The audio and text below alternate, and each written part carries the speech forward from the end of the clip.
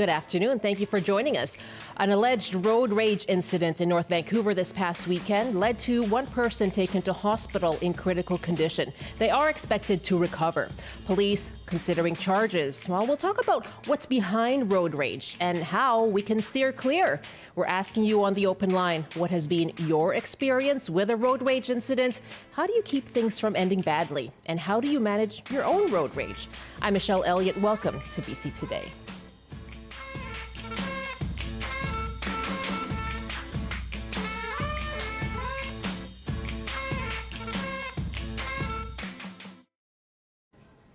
You can call us now on that. Our number is 604-669-3733 or dial 1-800-825-5950. You can also just hit pound 690. Our email is bctoday@cbc.ca. And if you're joining us on our TikTok Live, you can certainly leave a comment there. We're watching your comments on TikTok too. A serious road rage incident in North Vancouver did land one person in hospital, another in police custody, though no charges laid yet. The incident happened last weekend, and authorities describe it as a dispute over merging. North Vancouver RCMP Corporal Mansour Sahak spoke to Gloria Makarenko on the coast, and he described what happened. Approximately 3 p.m., as Lynn Valley turns into Grand Boulevard, 21st Street, just before the highway there was some sort of altercation, a dispute over merging between two vehicles, a gray Subaru and a Jeep. And at some point, the driver of the Jeep exited their vehicle and was struck and run over by a gray Subaru. Now, Corporal Sahak, speaking generally, said it's important to avoid conflict on the road. Everybody has to be somewhere. Nobody is less important than the other person. And so just be friendly, give extra space, give extra time. If you do get angry, just honk, use a horn, and just move on. Move past that. There's no need to exit your vehicle. Not referencing specifically this incident, but there's no need to get out of your vehicle. As soon as you get out, that just escalates the situation. And we've seen in the past, people tend to get hurt. Assaults occur anytime you get out of your vehicle. You're in your space zone when you're inside your vehicle. So we encourage people to stay inside and call us if anything happens. If somebody comes out, damages your vehicle, record it, call police. Let us deal with it. Okay, we're going to talk about road rage this hour on the show, asking you what has been your experience with a road rage incident, and let us know how you manage your own as well, and how do you avoid it escalating. Give us a call, 1-800-825-5950, 604-669-3733, or you can just hit pound 690 on your cell phone. Our email is bctoday@cbc.ca, and watching your comments on our TikTok Live as well. I have two guests joining me to take your calls. Sean McDonald is a driving instructor with Atlas Driving School. He's with me in our studio. And Julie A. Christiansen is a registered psychotherapist and author. Her books include The Rise of Rage, and she joins me from St. Catharines, Ontario. Hello, and welcome to both of you. Thanks for having me. It's good to have you with us from Ontario, Julie. It's such a pleasure to be with you. Well, let me just go to you first, Sean. When you hear road rage, it's a pretty broad term, right? For sure. What are the examples that you see? Well, it generally starts with yelling, one person yelling, Right. screaming at the other. Yeah. Lots of hand gestures. Yes, I think I know which ones. Yeah. Yeah, for sure. But in my experience, it generally starts, for me as a driving instructor, with tailgating. It starts there, Yeah. the horn, the honking, the flashing of the high beams, Right. and then it can go from there. And now you say as a driving instructor, I'm guessing these are not your students because that would not fly with you. So who is it? What's happening? You're in there in the car with a student? Right. And other drivers? Yes, other drivers. Well, you see, you have to understand, again, driver psychology. In general, somebody sees a student driver sign, they know it's a student driver car, and automatically you're driving too slowly. You're too slow. No matter how fast you're driving, you're too slow. Yeah. And so they want to push you through the intersections. Turning left at a traffic light is a pretty typical one where people are pushing you to go through. And, a lot of times it just starts from there. Oh, they're even more aggressive when it's a student driver? Well, we live in a predatory world. People go after the weak. That's messed and up. so, it's the law of the jungle. You attack the weak. And so people see you as slow or, or not going fast enough. And that many times it attracts aggressive behavior. I can't tell you, I have a 17-year-old learning to drive right now. What is it like for your students? Well, see, the thing is, for the students, it all depends on their personality. If you have a particularly, anxious person, Right. it can be extremely intimidating. Sure. Because you get scared. You stress people when you might stress a new person when you do that. And then other people take it in stride. And it's the same for me as an instructor. I mean, I've been doing this for 30 years now. I've been on the road, 12, 15 hours a day sometimes. And even I'm not guiltless in terms of like how I might respond to somebody. Because there have been times over the years, I might give you lots of examples where, in retrospect, I wish that I had handled it differently. But again, ultimately, road rage it's an assault.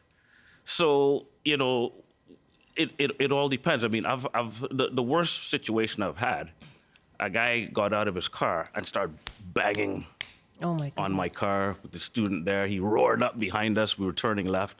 The horn was going to the point where I said to her, look, hands off, both feet flat on the floor. I took control of the car. Yeah. And when we finally made it through the intersection, the traffic stopped. So we were stopped just around the corner, and he pulled up, jumped out of the car, and I saw him. He was coming up alongside me, banging on the car as he came to my passenger side door. Yeah. What So did you do? I got out of the car. Oh. I shouldn't have. Yeah. But it all happened so quickly. It all happened so quickly. And that's what happens. It's like walking down the street. Somebody can start yelling at you from across the street easily. You just ignore that. You keep moving. But it's a whole lot different if they come up to you and accost you. So that's what I've. How did it end? How did you resolve it?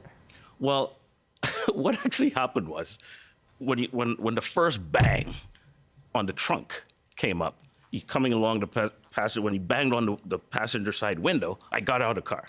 So when I got out of the car and confronted him, he backed up a little bit, and I said, what's your problem? Blah, blah, blah, blah, blah.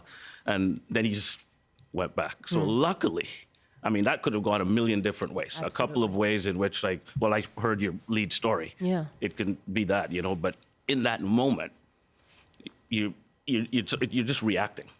Right, and so It's a perfect time to bring in Julie. So many questions about the psychology of this. First of all, what do we know about the psychological causes of road rage? So if we just look at the 4 reasons why people get angry, it's number 1, a rule is broken. Number 2, a boundary is violated. Number 3, your needs or expectations are not being met. And number 4, that your goal attainment is being interfered with or thwarted in some way. And so my guess is that when this conflict occurred between the 2 people trying to merge, for example, both of them had an expectation that they should be allowed to go first.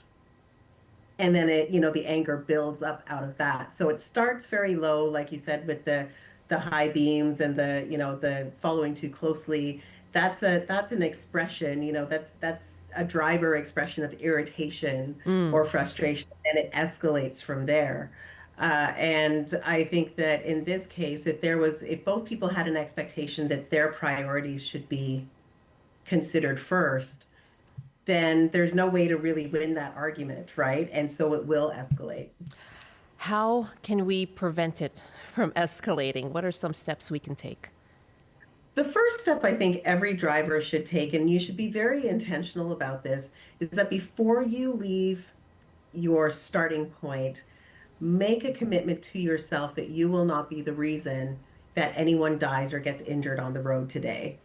And if you start out your driving adventure with that intention, it's much harder for you to get wound up and get caught up into this reactive state where you want to start something on the road, because your desired outcome, your long-term outcome, is to arrive safely and to make sure that everyone Right. around you also arrives safely. So that's where we start. But also, I think Sean made a very good point that he was saying that in his moment of road rage, he was simply reacting. to move from a place of reaction to responsiveness. So when we're responding, we're taking a moment to think about what's really happening. Is this important enough for me to defend this hill right now? Or is this something that I can let go? Will it even matter an hour, a day, a month from now? Probably not. And so when we think about it in those terms and we look inward and say, I understand I'm angry and I'm frustrated. However, I want to arrive safely. I want to make sure everyone else arrives safely. And this is not important in the grand scheme of things. Now I can let it go and I can do that much more easily. That takes a moment, right? Taking a It breath does. to remind yourself Sure. that. Yeah, my guests, Julie A. Christiansen is a registered psychotherapist and author. Her books include The Rise of Rage, Sean McDonald, a driving instructor with Atlas Driving School. We've had him here on the show before. Asking you, what has been your experience with a road rage incident? How did it evolve? How did it end? How did you resolve it? And asking you as well, if you have dealt with your own, how have you managed that? What's been your approach? Give us a call, 1-800-825-5950, 604-669-3733, or you can hit pound 690 on your cell phone. Let's go to our calls now. Ian is calling from Victoria. Hi, Ian. Welcome. Hi there. Thanks for having me. I've got a question for Mr. McDonald. Is it the driving instructor? One moment, Ian. Are you able to hear through your headsets? I'm going to try and get someone to help because there's a question posed right to you, Ian. Pardon me, Sean. Ian's question. My apologies, Ian. If you want to go ahead with your question, and I can relay it to Sean here, but we'll get control room to fix Sean's headset here and make sure that he hears our subsequent calls. Okay. So go ahead, Ian. My question's fairly simple. He was talking earlier about how driving student cars seem to be particular magnets for road rage, and students tend to be pretty nervous as it is. And I was just wondering if he's ever had a student who's encountered this kind of thing and said, "That's it, I just don't want to drive." Yeah. Ian, thank you for the question. And so, Sean, his question was, when you see that students are, tend to be targeted, have you ever had a student to just say, I can't do this. This is not something I want to pursue? Not directly to me, but parents have relayed that. Really?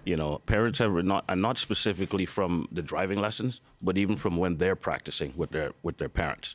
He said, this happened the other day, and now my daughter's, or my son, really intimidated by what happened, and I think we should take a break. That's happened before, for sure. Yeah. What's your response to that? Or? I would agree. Yeah. Yeah, because, it doesn't matter who you are. If you're not mentally prepared for the driving task, for whatever reason, then you should probably just step back. Because I explain to people all the time, one of the things that's important about being a good defensive driver is deciding sometimes not to drive. Right? Sometimes, look, I'm not prepared for this, so my best course of action right now is not to drive, at least for a while, until I can settle myself down, even in the short term or probably even a little bit of a longer term. That's really impactful. Yeah. Julie, what advice would you have for someone who is feeling very intimidated and their family, how they go about dealing with that?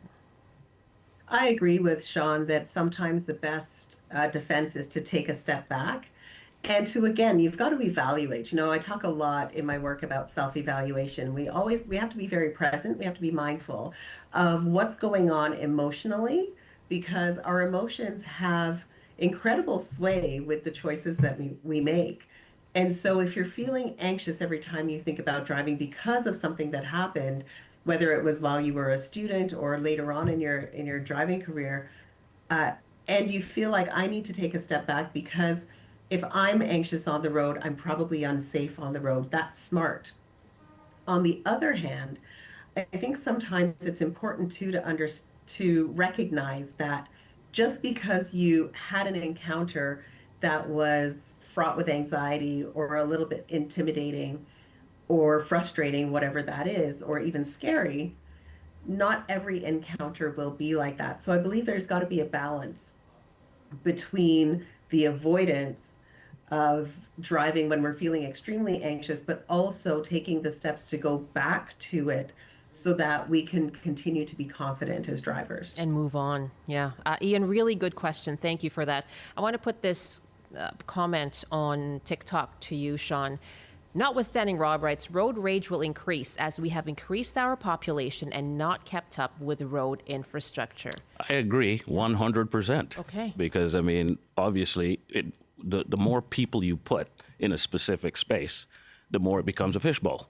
And so things become more intense. Everybody's in close quarters. And then, you know, here, obviously, I live and work specifically in the city of Vancouver. And lots of road construction going on. People have to take detours. They got to get to work. They got to drop the kids off at school. And so everybody's ramped up already. And again, we just live in an age where everybody's in a hurry to do everything. And I see that all the time. You know, back in the day, 20 years ago, I used to like to schedule my freeway lessons, for instance, on Saturday mornings or Sunday afternoons. Because, but now, in Vancouver, a Sunday afternoon is no different from any Wednesday afternoon. Not as quiet as you would think. Not as quiet. And yeah. so all that comes into play. And, the thing about emotions as well, they fall on a spectrum. It's just not ever any single thing. So I deal, for instance, with a lot of students who have high anxiety. They're on medication for anxiety. Mm-hmm. Not everybody's like that.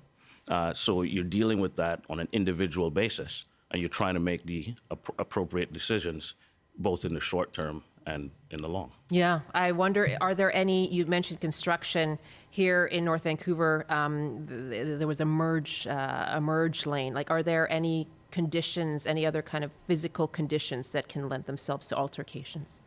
Well, traffic jams. Yeah. Lots of traffic can do that. Again, there's limited space. There's, when you're merging onto a typical freeway, there's only one option.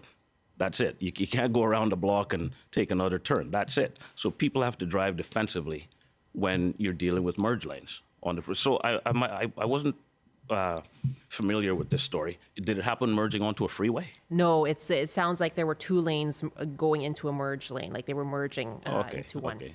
From my understanding, this was around 21st as Lynn Valley Road turns into Grand Boulevard in North Vancouver. Right. But no, not going onto a freeway. Okay. But I see what you mean. Let me just go to Steve here in Penticton, because Steve wanted to share about managing emotions. Steve, go ahead. Thanks for calling. Yeah, hey there. What I've learned in my advanced years is that whatever kind of affects you on the road, and I tell my kids, I think we're outnumbered sometimes with people making bonehead moves. So once moves happen, we can get over it very quickly to get back to kind of what we were thinking about before, what tasks we need to do. Like, your blood pressure will spike. Hey, damn it, stop doing that. But then it's over. You get past it. So I think once people realize, it's not the end of the world here, guys. You can move on very easily if you choose to. It's a choice, isn't it? Steve, thank you very much. Julie, that stands out for me, what you were thinking about before, all the thoughts and what's been going on in our day, what's happening in our lives, and how much do they weigh on our reaction and how we behave when we're on the road? Well, certainly it plays a role. I believe that, we're all carrying something, right? We're all going through our own stuff. And the common statement now is everybody's going through, everyone's going through the same storm. That's not necessarily, we're all going through a storm. It's sometimes a storm of our making, but that's an aside. But when it comes to what Steve said about you can quickly get back to that, I agree. One of the questions I think is most important for anyone to ask when they find themselves in a situation that could escalate is this: what is the lifetime value of this event?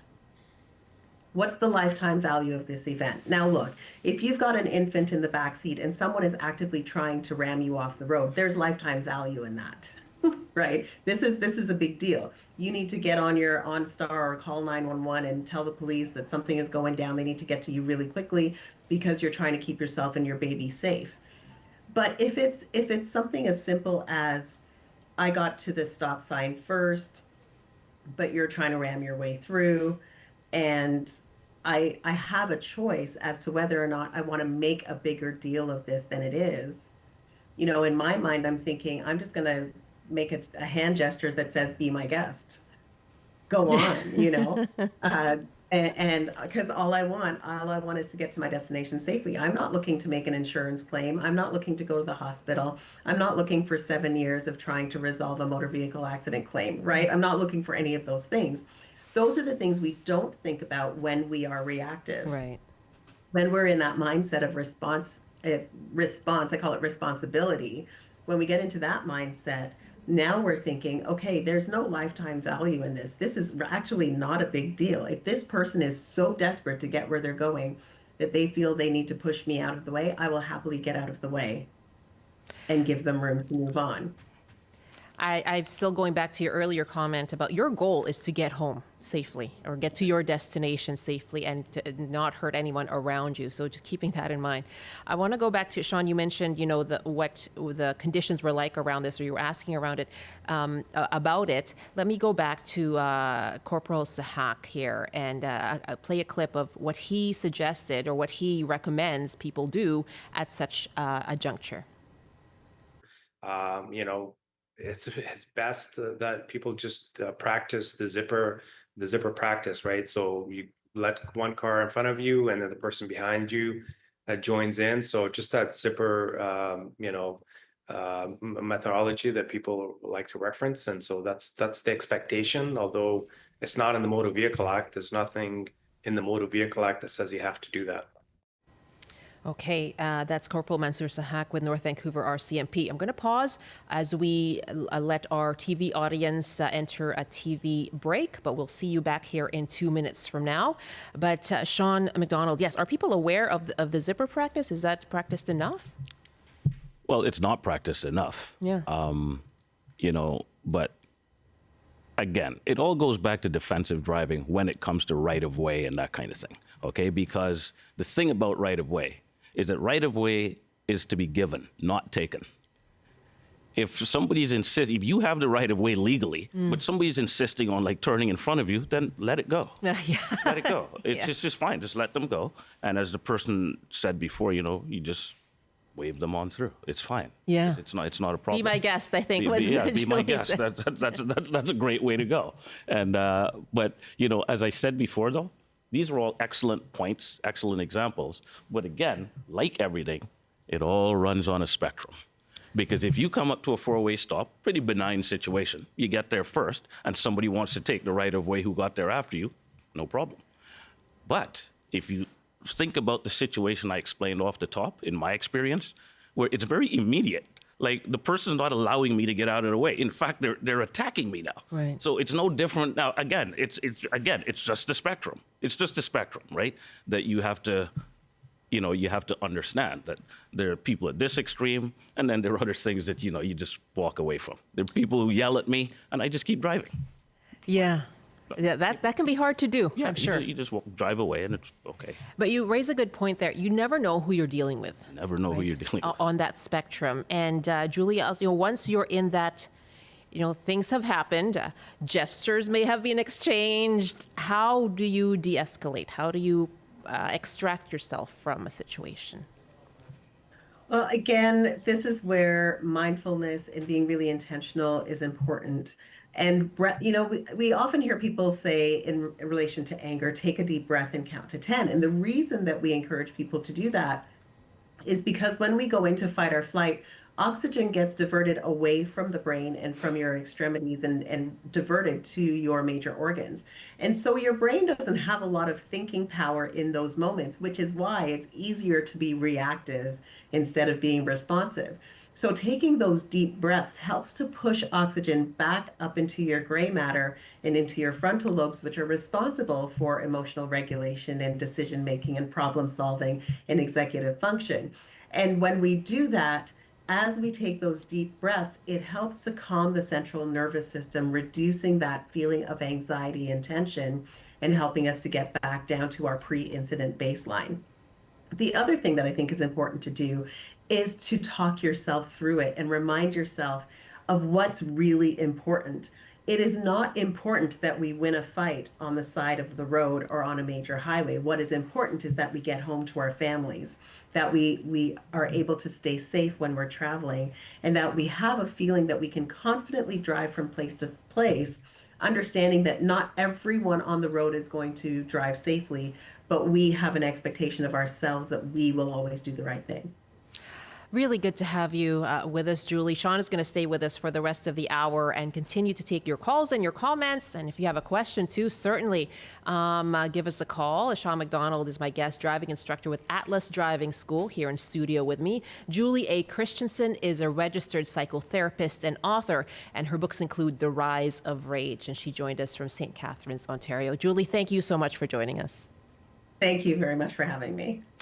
It is now 12:31. You're with BC Today. I'm Michelle Elliott. Very nice to have you with us. And we are on a journey, on a road, on the road to some answers here as we talk about road rage. We'll continue to take your calls and your comments, your emails as well, coming up in our next half hour. And right now it is time for a CBC News Update. And here's Rob Zimmerman. Good afternoon. BC billionaire Chip Wilson has been fined for a provincial election sign outside his Vancouver home. Last October, the Lululemon founder erected a sign suggesting the NDP was communist. Elections BC has sent Wilson an enforcement notice and fine for $600, saying he didn't register before sponsoring election advertising. All liquor and cannabis stores in the province are now behind picket lines. The BC GEU says the escalation also covers all Service BC staff, who handle a range of services from driver's licenses and income assistance to fishing, licensing, and payment for BC traffic tickets. And Metro Vancouver says there's been a significant decline in per capita greenhouse gas emissions in the region. A new report shows between 2010 and 2023, per capita emissions dropped by 16%. The report cites cleaner transportation, greener buildings, and more energy-efficient homes. And now the forecast on the North Coast. Mainly sunny this afternoon with a high of 12. Highs around 11 with lots of sunshine in the Peace. In the central interior, including Prince George, sunny with a high of 8. Highs to 19 with a mix of sun and cloud in the Kootenays. In the southern interior, including Kelowna, some sun and cloud with a high of 18. And some sunshine this afternoon in Greater Victoria, mainly cloudy in Metro Vancouver and the Fraser Valley, with highs around 16. That's your CBC News Update from Vancouver. Rob, thank you very much. Do you remember the painter, the beloved painter Bob Ross? Sure, yes I do. With the hair and the soft, calming voice. I think that's what people need if they need to deal with road rage. I grew up watching him, but his paintings, 30 of his paintings are now going to be auctioned off in support of U.S. public TV stations. Interesting. Isn't that great? Yeah. Yes, so they've estimated that $1 billion, more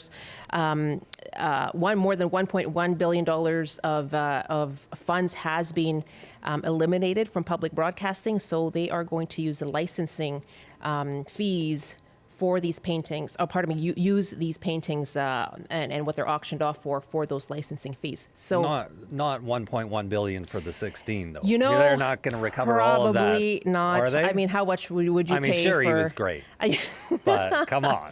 Yeah, I mean, exactly. I enjoyed watching him paint. How much am I willing to pay? But it's all for good cause. Sure. Yeah, that seems. Well, I'm sure it will be helpful, but I doubt it'll come up with $1 billion. No, yeah, it'll hopefully help some of those stations make a deal, dent, for and sure. then help some people calm down in their living room because his paintings were just so serene and idyllic. I was thinking of doing a Bob Ross impression, but I won't. Oh, I don't even know what that would be like. And you paint a little tree Okay, here. all right. Give him a little friend. That's good. Rob, thank you. Sure. That's Rob Zimmerman in the CBC Vancouver Newsroom. Did you watch Bob Ross? No. You love Bob Ross. Yes. Who doesn't? Who did not love Bob Ross? Okay, thank you very much for that chat. That was Rob Zimmerman in the CBC Vancouver Newsroom.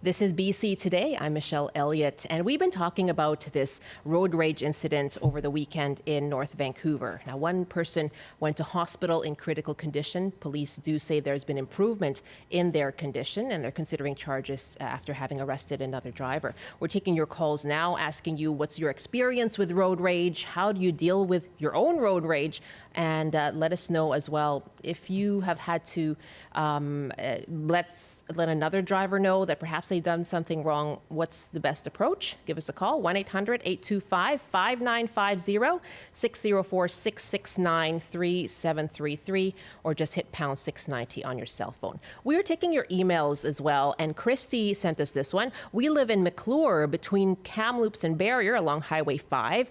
My husband was driving home with our son, and a person was tailgating him. So he pulled to the side of the highway, still moving but slowing down to let the person go by. They didn't and continued to tailgate him. My husband decided to drive to our mailboxes instead of onto our driveway just in case there was an altercation. So this person following him decided to pull in as well. Oh no.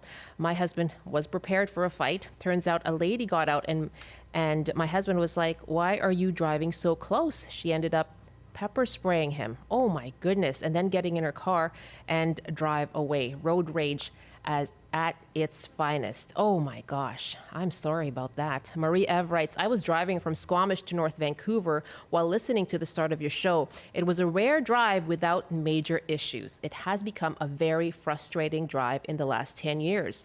Your guest mentioned an increase in population. Squamish is a great example. When I moved here in 2010, it was quiet, lovely, easy to get around by car, but in the last few years, people have started becoming more impatient and way less courteous.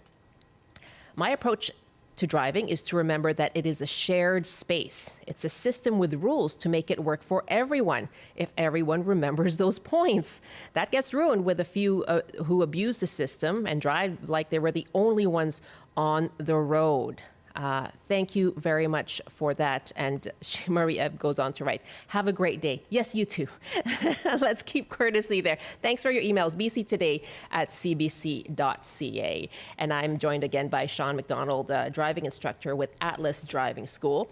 And great that our email mentioned the rules of the road, because our next guest now is Kyla Lee, who is a Vancouver-based criminal lawyer for Acumen Law Corporation. You hear her regularly, weekly on Soapbox Social, every Thursday on CBC's On the Coast. Kyla, welcome to the show.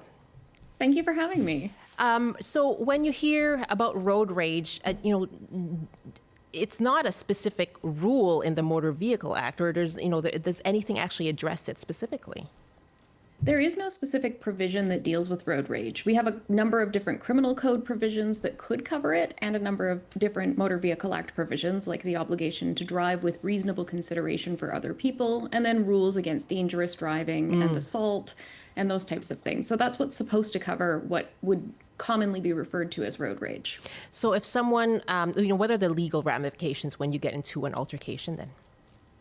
It can depend on the nature of the altercation, but you can expect likely in a road rage incident where somebody is injured or where there's sort of violence or threats used, an uttering threats charge, an assault charge, assault with a weapon by using your vehicle as a weapon, dangerous operation, sometimes a hit and run if you've struck the person as you're leaving, and potential charges as well under the Motor Vehicle Act, like traffic tickets for leaving the scene or traffic tickets for careless driving.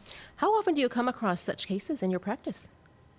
Not that often, but like your listener just said, it is seeming to be increasing. Ever since the pandemic, we've seen a rise in sort of really aggravated incidents on the road. People seem to have a much shorter fuse. And so I am getting more charges coming to me that are road rage-like than I would have in the first 10 years of my practice. Wow. And what about you, Sean? Would you say that things have gotten worse? Agreed. Really? I agree. Yeah. For sure. But as the attorney here was saying, I'm glad that she pointed out some things that I didn't know about, like uttering threats, for instance. I get threatened all the time. But those are things, I see you're laughing it off, but I'm sure that's not fun. I have to laugh it off. It's you get threats, people, I'm going to do this, just lots of different things that people will say. But it's easy for me anyways, just to walk away from what people say. Right? You can just move away Sure. from that. Yeah. It's and I've seen it for other people where they get attacked. People in a car wash. I saw when people started fighting. It just goes over the top. So. Wow. Let's take a call here. And Scott, I do really appreciate your patience because you've been waiting to comment here from New Westminster. Thank you so much for waiting. Welcome to the show.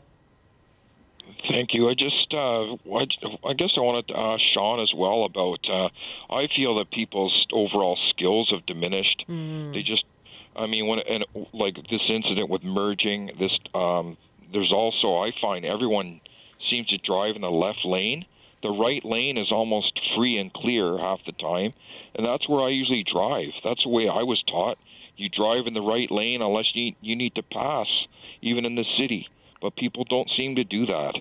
There's so much construction. There's a lot of incidents involving emergency vehicles. So, people are stressed and busy and that type of thing. But there's also, when you're at a stoplight, people will leave a huge gap between vehicles. So you could fit another vehicle in there half the time. I don't know if that's the way people are trained, but that's what I notice. It is very frustrating here when it comes to this. So, Can I ask you, Scott, how do you deal with that frustration? Do you ever, find yourself going, "Oh, I'm about to just lose it here"? Oh yeah, I definitely swear a lot when I drive. So, sometimes you do have to pull over and just do some calming and self-soothing exercises and that. But it is sometimes it does get very frustrating. Good for you for taking the moment there, and thank you. The swearing within the confines of your of your car. What do you want to say? I think that was also a question to you, Sean, in terms of the merging. So I fully appreciate what Scott is talking about, but and I get this all the time, where I'm in the left lane, I'm preparing for a left turn up ahead with a student, and somebody gets on my, they start getting on my case. But it's important to remember that according to the law in British Columbia, you only need, the left lane is only a passing lane on a road that is 80 kilometers per hour or higher, right? So if I'm driving in the city, I can drive in whatever lane I need that's going to be, to make whatever I'm going to need to, wherever I'm going to need to be to make my route easier. Right. So if, I'm on a busy street and I need to make a left turn, there's a lot of traffic, well, I got to get to the left lane as quickly as I can. Earlier than, so that I'm not rushed and, then I'm going to make an erratic move to try to force the lane change at the very end. So I understand what he's saying, but that rule only applies on a road that's 80 kilometers per hour or higher. Now, essentially a highway. Yeah, for sure. And in terms of the distance left between vehicles, I train people to stop so that they're able to see the pavement between themselves and the vehicle ahead of them. That way, if you're struck from behind, you're not going to get shoved into the vehicle ahead of you. If the person in front of you, if their car breaks down, which I've seen happen before, 59th and Oak in Vancouver, everybody's bumper to bumper, somebody's car stalled, and now it's chaos because everybody's trying to back up now to swing around. Yeah. It's always good to leave enough room. So, and really, Scott, I appreciate what you're saying, but at the end of the day, when you leave that much space, it's not that big a deal. There you go. In the long run. It's not that big a deal, really. Scott, appreciate the conversation you've started here. Kyla, I can see you nodding. Oh, yes, he's absolutely correct about the 80 kilometers an hour rule only being applicable to the passing lane. When I think about merging, though, I think also we have to remember that there's no specific provision in the Motor Vehicle Act that requires you to let somebody in. It is encompassed in that obligation to be reasonably considerate to other drivers. And so anytime you're on the road, wherever you are, whether it's at a stop sign, whether it's at a red light, whether it's when you're preparing to make a turn, you always need to prioritize being considerate of other road users over your convenience. Yeah, let's remember that. Consider it before convenience. It's hard to remember sometimes, but there you have it. That again, what our previous guest, Julie, said, your goal is to get home safely and get everybody home safely. Jennifer is our next caller now on road rage. As we ask you what's been your experience, how do we steer clear? Jennifer's on the line from Vancouver. Hi, welcome. Hi, thank you. I am calling not because of an incident that I had myself, but an incident where I was actually able to intervene and chose to intervene and sort of insert some calm into a situation that was rapidly escalating, where I don't know specifically who wronged who, but two gentlemen in cars had pulled over, and at this point they had pulled over into a side road. I was coming out of a shop at the time. It was safely on a sidewalk, and their fight had escalated to the point where they were both getting out of their cars screaming at each other, and there were threats at one point where they were going to beat each other up. And there were people standing around looking, and one was yelling about someone being cut off, so I knew it was road rage, and they both pulled over. And I don't know, the mom in me who deals with temper tantrums from toddlers decided to just intervene. And I felt safe doing so. I was on the sidewalk. I felt safe doing so. I was a safe distance from them. And I chose to do it in a very I didn't want to be demeaning, but I did say to them, look, guys, it was Christmas Eve, so everyone was in a rush, when everyone's trying to get everything done and get home. Oh. And I said, it took a while, but I started just by saying, guys, look, calm down. You need to calm down. You need to calm down. I reminded them that none of us are perfect drivers. One of them was screaming about something the other one did. And I remember saying, it doesn't matter. It doesn't matter. It's Christmas Eve. And I remember saying to them, do you want to go home to your families, or do you want to go to a jail cell or a hospital right now? You need to make that decision. Oh. And I think that kind of clicked, and they both got into their cars and went on their way. But you do see it more often. And I do think, it's for me, I was like, okay, I'm glad I did that. I intervened. Somebody needed to be the voice of reason and calm. And if I were in the situation, I don't know that I could remain calm. So I think as long as you feel safe doing so, I don't know if I would encourage people, but if you feel safe doing so and think you have the right words, then try to stop a fight. Stop a fight. Jennifer, wow. I'm just amazed. Yep. And the way you were able to do this as well, as you said, not being demeaning and just telling everybody don't you want to get home to your family? I'm so glad that all worked out. What a story on Christmas Eve. Remember, guys, it's Christmas. An important part of it too was when they were trying to and I stood in again like the mom, and they kind of reacted that way. These two grown men, where it was what if you did this? And that's how it doesn't matter who did what. None of us are perfect drivers. It doesn't matter. We're not going to debate over whose fault it was right now. The point is, do you want to go home to your family, or do you want to go to the hospital or jail? Oh my God, what a story. She said one thing though. Yeah. That's really, really important. I mean, I love that. That's a great story. Yeah. But there's one thing that Jennifer mentioned there that I really like. She said, I kept a safe distance. Oh. Because you don't know who people are. You have no idea what's going on. There may be history between them. So I really like I love the story, but I love she underlined. She said, look, I kept a safe distance. She felt safe. And so that I like that, but don't get right in there. Well, that's a thing. And she's saying, I'm not advising people do this, but thankfully it all worked out well for you, Jennifer. What an amazing story. Any advice for people when they do see something happening around them, Kyla?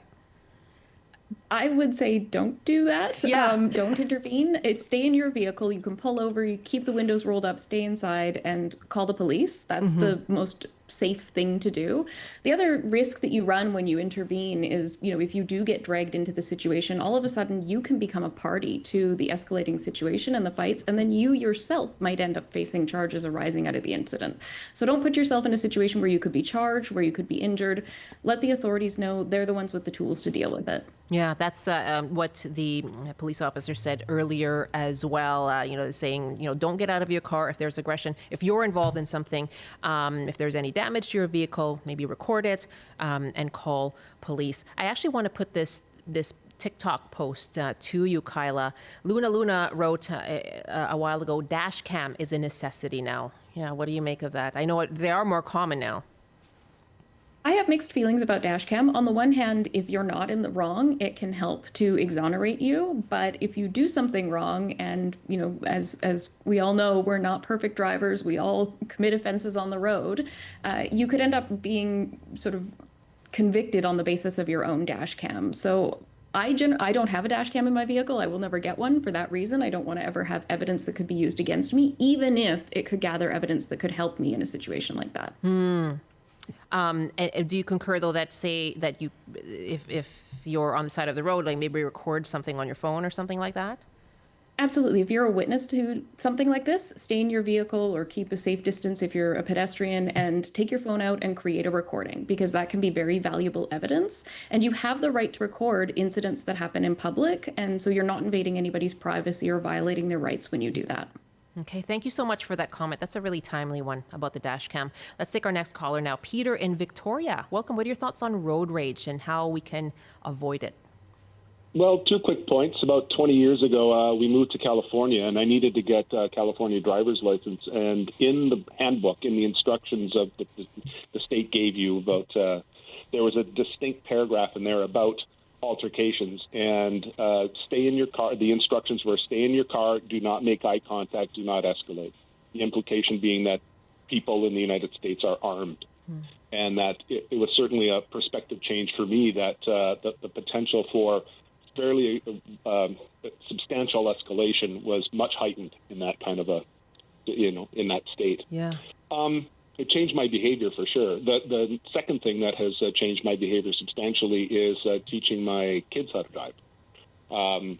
That my driving habits changed and my whole attitude changed completely when I had 16, 17-year-olds watching me drive. Yeah, you're under scrutiny. And that I had to reevaluate how I was, what I was doing and what bad habits had accrued and accumulated over the years. Because, of course, we're all excellent drivers and everybody else is an idiot. But then you start looking at what example are you setting for your kids? And the one overarching thing that came to me was patience. Basically, everybody just take a deep breath and relax and take your time. And that was the biggest lesson that I think I passed on to them. That's all. Really great points. That's actually, I've been in the car with my son as well, as my husband teaches him, and I say patience. If you miss a turn, that's okay. Yes, I would love to ask you about, I know you deal with parents as well, but what are some things that they can do to be a good example like Peter has been? Pass on good habits. Well, the thing is, first of all, you have to realize that your kids get their attitudes, behaviors, in a majority percentage of their attitudes and behaviors come from their parents. They come from observations, right? Yeah.